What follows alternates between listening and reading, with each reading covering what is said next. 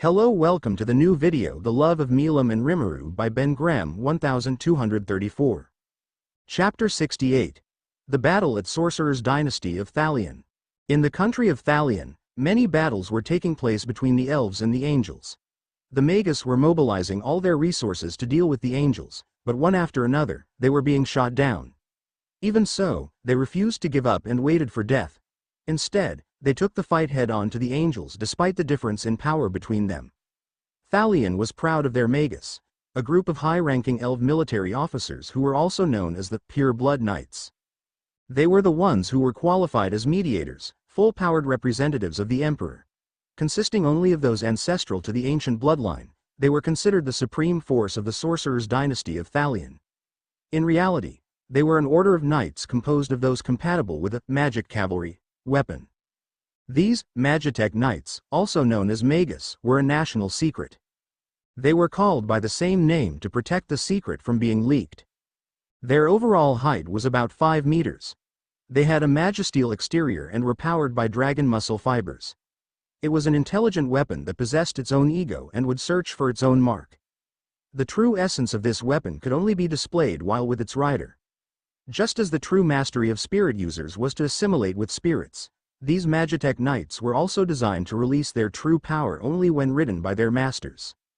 Normally, they were stored in the space of a magical gem that had been processed into a necklace or a bracelet. However, mobilizing the Magus in other nations would be subject to the charge of leaking confidential information and would surely be a liability for Duke Elalud. Thus, the fighting abilities of each individual varied widely, and there were also those who were weak on their own yet unbeatable when in the state of being a rider. The fighting ability of such Magus was at least equivalent to a special rank. About 1,000 of them were currently facing the enemy in a squadron.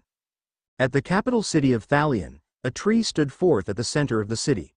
The tree is a sacred tree that protects the capital of the Sorcerer's Dynasty of Thalion. It is a tree large enough to hold even a huge city and seems to play a role in stabilizing the magicules of this world and preventing natural disasters from happening. Currently, the capital of Thalion, the city embraced by the sacred tree, has been turned into a scene from hell due to the fighting happening in it. Elmisia, borrowing the immense power of the sacred tree that shielded the city, stood alongside Ranga, now evolved into a fearsome demon lord with strength close to a true dragon. They faced their opponent, the last female elite of Rimuru, Kasariel, a petite but overwhelmingly powerful figure. Kasariel's appearance is that of a cute young girl with long black hair down to her hips and black eyes. Her ears differ from a normal human's as they have pointed tips. Her dark gray eyes have reptilian slitted pupils. Her attire consists of a black Gothic Lolita fashion. The most noticeable thing about her is that unlike the other angels with white wings, her wings are draconic in nature and are black in color. Ranga and Elmisia glared at the petite angel with a wary look. It couldn't be helped that they are frightened of her. After all, Kasariel was very powerful. Ranga's current power was in no way inferior to a true dragon, even though his EP isn't exactly at that level yet, while Elmisia was drawing power from the sacred tree to boost her own powers. Kasariel, emanating an aura of dominance that rivaled even the most formidable opponents, engaged in combat against the combined might of Elmisia and Ranga. Despite their enhanced powers, Kasariel's strength surpassed that of a true dragon, which made the battle a true test of resilience and skill. The clash began with a cacophony of devastating blows and powerful energy releases, the shockwaves threatening to tear the very fabric of the city apart. Buildings shook, and the ground trembled under the immense pressure of the battle raging above. However, neither of them has been able to do any significant damage to Kasariel during their fight, showing how vast her power is. Not to mention, her powers are very chaotic in nature.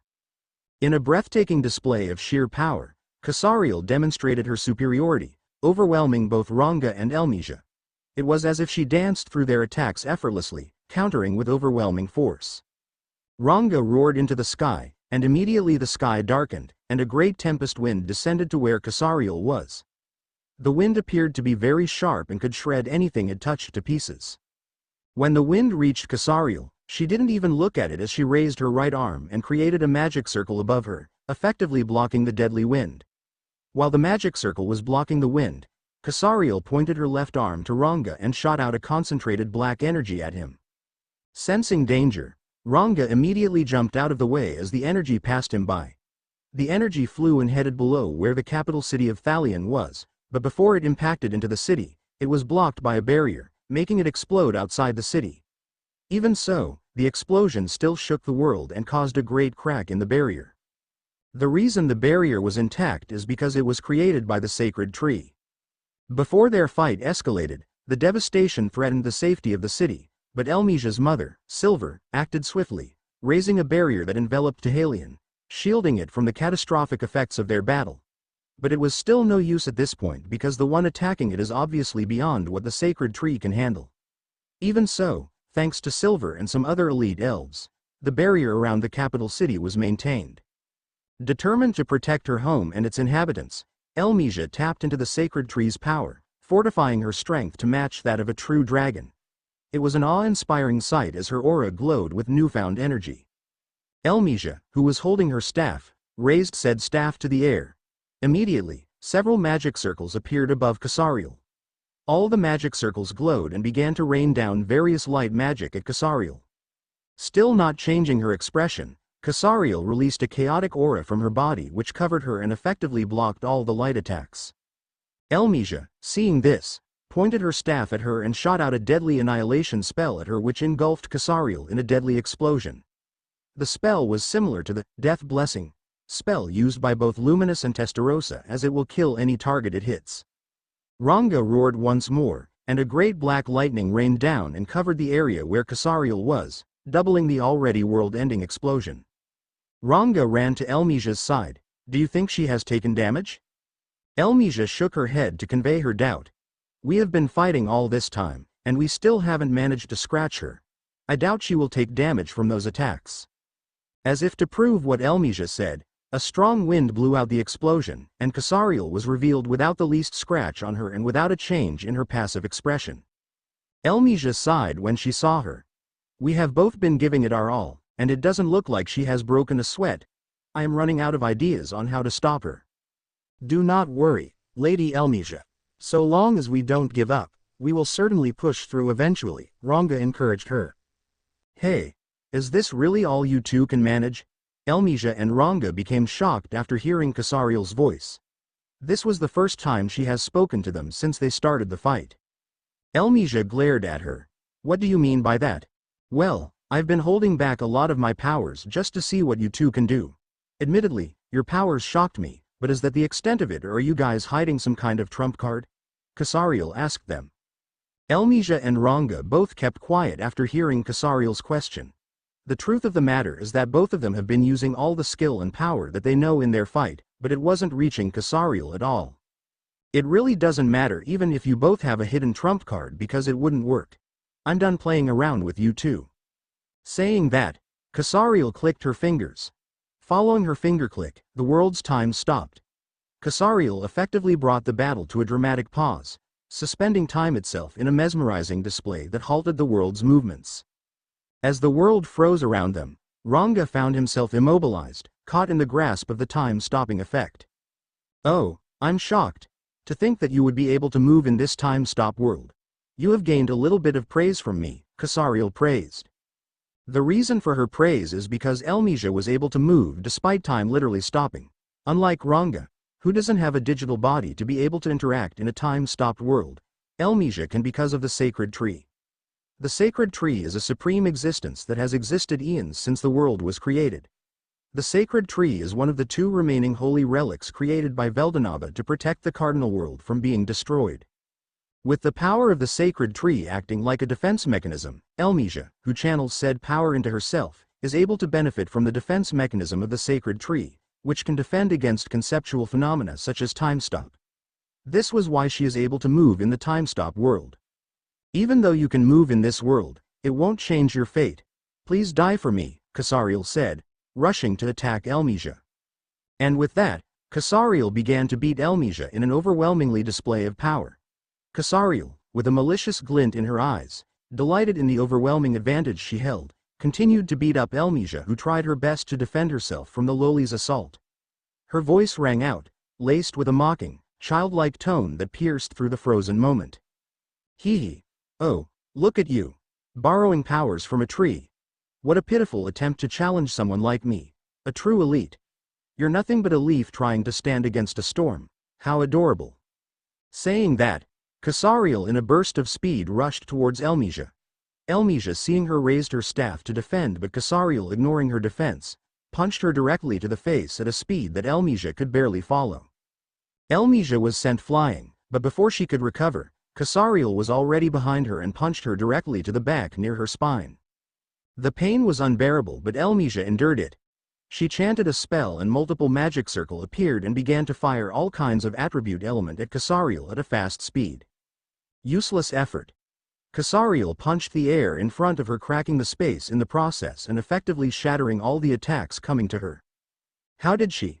Before Elmisia could express her shock, Casariel appeared in her front and kicked her square in the face, sending her flying. Each strike from Casariel reverberated with such force that Elmisia felt herself being overpowered, her defenses crumbling under the relentless assault. The relentless barrage of blows and mocking words chipped away at Elmisia's resolve. With the world's time being stopped, everything in the world has stopped, including the defense mechanism of the world. Meaning that a little planetary shockwave could potentially destroy the world. The reason it hasn't is because of Rimuru's barrier, which is effectively protecting not just the planet but the entire cardinal universe. Before long, Elmisia crashed to the ground with great force due to S blow from Casariel. Casariel looked at Elmisia, who was slowly standing up with great difficulty. I guess I should finish you off before finishing off the puppy that was fighting with you. Casariel raised her hand in the direction of Elmisia and began to channel a huge amount of turn null energy in it. Elmisia weakly looked up at Casariel, who was preparing to finish her off, and sighed. Even with all my power, I was no match for her. To think that there are 10 more people as strong as this monster is just terrifying. Guess this is where my long life finally comes to an end. Just when Casariel was on the verge of delivering a finishing blow, she abruptly sensed an overpowering presence hurtling towards her. The sudden, immense aura startled her. What is this overwhelmingly powerful energy? Crap, it is headed this way. Without a second thought, Casariel vanished, her movements barely a blur as she attempted to escape the unknown force that approached with a threatening velocity. The time stop began to waver, the stillness of the world slowly starting to fade as the overwhelming aura that Casariel fled from drew closer, bringing with it an air of urgency and imminent danger. The abrupt departure of Casariel left Elmisia battered but spared from the final, decisive strike. Elmisia, gasping for breath and visibly injured from the relentless assault, was puzzled by the sudden turn of events. She could sense the imminent arrival of a new entity, an extraordinary force that could potentially change the course of this intense struggle or make it worse. To her shock, however, a blonde-haired girl immediately flew to where Casariel was before and looked around. It was Carrera, a deity whose overwhelming aura had sent the formidable Casariel fleeing. Carrera's appearance was nothing short of divine. Her presence commanded respect and awe, exuding an otherworldly energy that caused even the elite of Rimuru to shudder and halt in her escape. Carrera sighed in annoyance at seeing the fleeing female elite. She must have sensed me, which caused her to flee. It doesn't really matter since I don't plan on letting her get away. With a graceful wave of her hand, Carrera released a surge of divine power that instantly confined Casariel, preventing her from getting away. The lowly elite, once so formidable, now found herself restricted and captive under the divine force, trembling and panicked. Please, let me go," Casariel pleaded, her voice quivering with fear and desperation. Tears streamed down her cheeks as she attempted to plead for mercy. "I didn't mean any harm. I promise I'll never cause trouble again. Please, have mercy, spare me." Her pleas were accompanied by heart-wrenching cries and pitiful sobbing, a stark contrast to the confident and domineering figure she had portrayed just moments before. Casariel, who had tormented Elmisia and Ranga, was now reduced to a trembling, tearful mess, begging for her freedom. Elmisia, witnessing this unexpected turn of events, found herself astonished by the sudden reversal of power. Casariel, who had been unstoppable, was now at the mercy of Carrera's divine might, pleading for leniency. Carrera, radiating an aura of serene power, turned her attention to Elmisia, much to her shock and fear. "You seem pretty beat up. Give me a sec." Carrera clicked her fingers, and Elmisia felt all her injuries and fatigue disappear. This greatly shocked and scared her as to how effortlessly Carrera healed her. Elmisia turned to the Carrera with a wary look. You are one of the primordial demons under Rimuru Tempest? That's right, and my name is Carrera. I've been searching for this elite, seeing that she is the last female among the elite remaining. I didn't think she would stop time though, Carrera told her. Elmisia picked up on a key piece of information that Carrera revealed. Are you saying that all the other elites of Rimuru have been dealt with? Carrera nodded. All but one. I killed a guy the first thought was the last male elite who was attacking the kingdom of Ingrasha before coming here, but he wasn't among the elite since I can sense an intense battle going on in the west, which I'm guessing is the last elite. From what I can sense, this girl here should be the only remaining female elite still alive. Elmisia sighed in relief. That is quite a good news to hear. Thank you for saving me. Carrera waved her hand at her. Forget about the thank you. I saved you because you are friends with my master, and it would displease him if anything happens to you. Elmisia nodded at her, not wanting to say anything that might seem disrespectful to Carrera, who can easily subdue an opponent she was helpless against.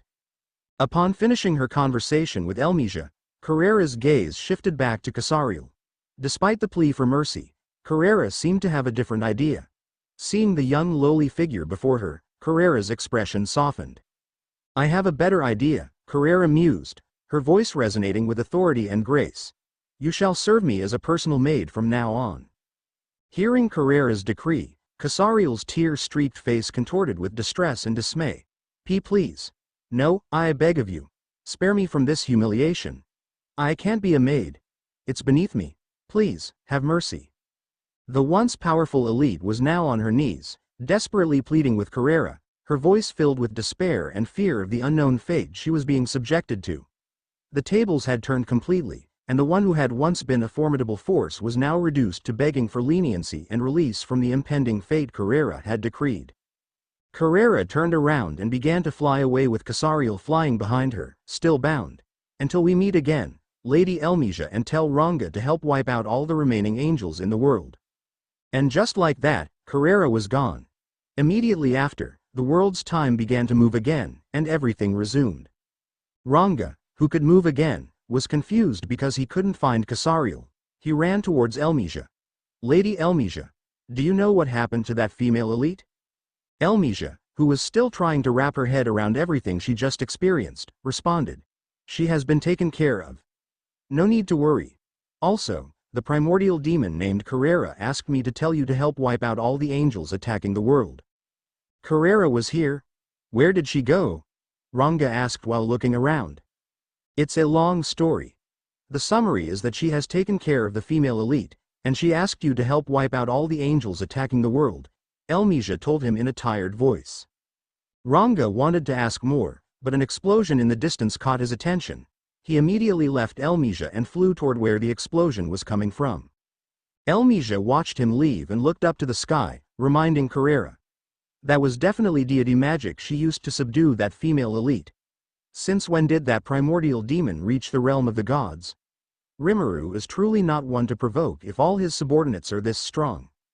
I can only try my best to stay on his good side after the war ends. Least I and my nation will disappear from this world. Saying that, Elmisia turned around and began to head towards where the fighting was taking place to assist her people in fighting off the angels.